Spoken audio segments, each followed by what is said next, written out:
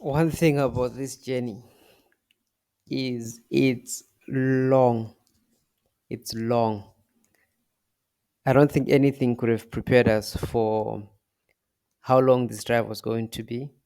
So my mom and I decided to drive from Limpopo all the way to the beautiful city of Cape Town. So we took this drive over 3 days, having started later on in the afternoon. So our plan was to leave Limpopo, drive to Pretoria, and then sleep in Pretoria. Then the next day, we're going to then wake up and hit the road. So this was our very first fuel stop, just to top up a bit of fuel from what we had. And this is at Shell Outro City along the N4 in Middleburg towards Pretoria. So our plan was to get to Pretoria in the early hours of the evening. Slept in Pretoria. First thing in the morning, first thing 5:30, we're ready to go. Got our full tank, we got our tires checked, confirmed oil and water was still perfect and everything was in order. Now this is when the real journey begins. Funny enough, we kind of got lost. We intentionally avoided going via Bloemfontein because of the weather. There was a bit of rain there was a bit of rain on that path. So we saw that if we go via Kimberly, although it's a bit longer, we're going to avoid the rain. So that's why we eventually got a little bit lost while driving from the N14 towards the N12, and then eventually we're then on the N12. Now we're driving towards Kimberly.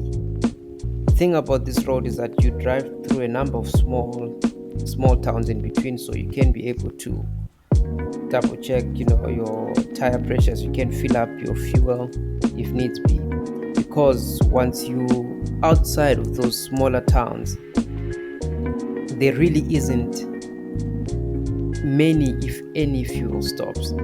So it becomes this long stretch of road. So yeah, the next morning on day 2, we're heading straight towards Kimberly. So our plan was to initially stop or to end this trip at Belfort West. But one thing about this drive, Cape Town is far. Cape Town is far. Yeah, after seeing that 1045 kilometers to Cape Town, that's when you start thinking, oh shit, did I just make a mistake?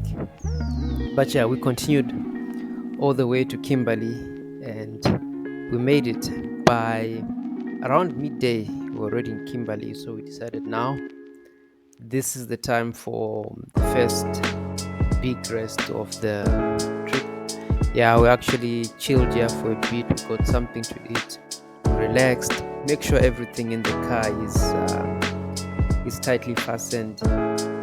As we're relaxing, this actually happened, which actually made our rest session a bit shorter. This guy approached me and he had this story that his car got stuck. The mechanic was trying to assist him. He had spent all his money getting the car sorted out and he didn't have any cash. So yeah, he wanted cash, I think, to go from Kimberly to fill up his car and drive all the way to Witbank. I was on the edge about it. I didn't think the story really made sense, and yeah, I wasn't able to help him. I told him, man, no, sorry. But for some reason, I thought, what if this guy could be trying to scam us? For that reason, I was like, you know what? I'm out of here. Like to my mom, let's get in the car, let's drive. Drove off. Now from Kimberly, all the way heading towards Belfort West. The remainder of the journey is just in this desert or semi-desert area in the Karoo region. There wasn't any fuel stops, just a number of rest stops along the way.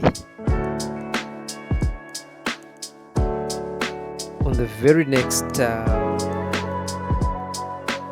morning, we woke up nice and early. By 4 a.m. we're up. Actually, just before 4 a.m. we're up because we left the place at like 4:30. It was just a quick morning. We left 4:30 on the road. To my surprise, the roads were packed full. This is Friday, the 15th of December. So all of this traffic coming from the direction of Cape Town towards Belfort West, and this is like 4:30 in the morning. Even we were surprised. We thought, okay, we're waking up early. Maybe the roads won't be as busy. For the next 150 Ks, give or take, it was a nightmare to overtake because of this traffic that was back to back coming from Cape Town. But we still proceeded. We still drove. You see, we're still in this semi-desert area, very dry. And then we noticed the car is behaving weirdly. All of a sudden, it wasn't picking up as much power. And then after some time, it started shaking. Before we knew it, it came to a complete stop. Just as we're about to get to a rest stop. That's how lucky we were. So yeah, we had to put the car on the side. Fortunately, one of the guys driving a truck, he came and he helped us to push the car to be at a more safer place because it was right next to the highway when we had the breakdown. Organized to get someone to come pick us up. Eventually the guy came with the flatbed. So now for the remainder of the journey, we just had to use the tow truck. So we're left with about 200 kilometers to Cape Town. So we still had quite a journey to drive, probably about 2 or so hours. Yeah, then for the remainder of the journey, we got a lift from the tow truck guy who was going to then take us exactly to where we're going to go.